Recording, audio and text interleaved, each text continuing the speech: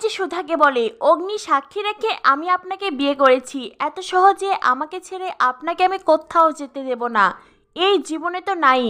সুধা বলে, কিন্তু মিস্টার বসু মল্লিক, ঠাম্মি আমাদের বিয়েটা আর মানছেন না, উনি কিছুতেই ওই বাড়ির বউ হিসেবে আমাকে মেনে নেবেন না। তেজ বলে, ঠাম্মি আপনাকে অবশ্যই মেনে নেবে যদি আপনি হার না মানেন, যদি আপনি লড়াইটা করেন। সুধা, আমি সমস্ত বিপদে আপনার ঢাল হয়ে দাঁড়াবো, কাজ করে নিজেকে প্রতিষ্ঠিত করার আপনি যেই স্বপ্ন দেখেন, আমি সেই স্বপ্নের পথে সব সময় আপনার পাশে থাকবো, আপনি শুধু ভরসা করে আমার হাতটা ধরুন। তখনই আকাশে জোরে বিদ্যুৎ চমকায় আর সুধা তেজকে জড়িয়ে ধরে।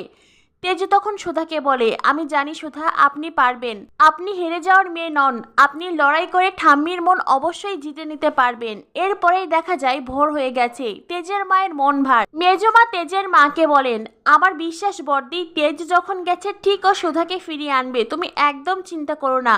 তেজের মা তখন বলেন, কি হয়ে গেল রে ছোট, আমাদের সংসারে কার নজর লাগলো? কালই তো গণেশ পুজো, কোথায় ভেবেছিলাম আমাদের বাড়ির বড় বউ সে পুজো করবে, ধুমধাম করে পুজো করবে, কিন্তু তখনই সেখানে তেজ আসে। তেজ সুধার হাত ধরে আবারও সুধাকে বসু মল্লিক পরিবারে ফিরিয়ে এনেছে। তেজ বলে, তোমার ইচ্ছেই পূরণ হবে মা, গণেশ পুজো এই বাড়ির বড় বউই করবে। এই বলে সুধা বাড়ির চৌকাঠ পেরোতে চাইলেই তখনই ঠাম্মি বলেন, দাঁড়াও, আমার এই বাড়ির পবিত্র ঠাকুর দালানে ওই মেয়ের পা আমি কিছুতেই পড়তে দেব না। তখনই তেজ বলে, ঠাম্মি, সুধা যদি অপরাধী হয় তবে আমিও অন্যায় করেছি, আমিও মিথ্যে কথা বলেছি, তাই এই বাড়ি থেকে যদি চলে যেতে হয় তাহলে আমিও চলে যাব। এই কথা শুনে জ্যোৎস্না বলে, ভাই।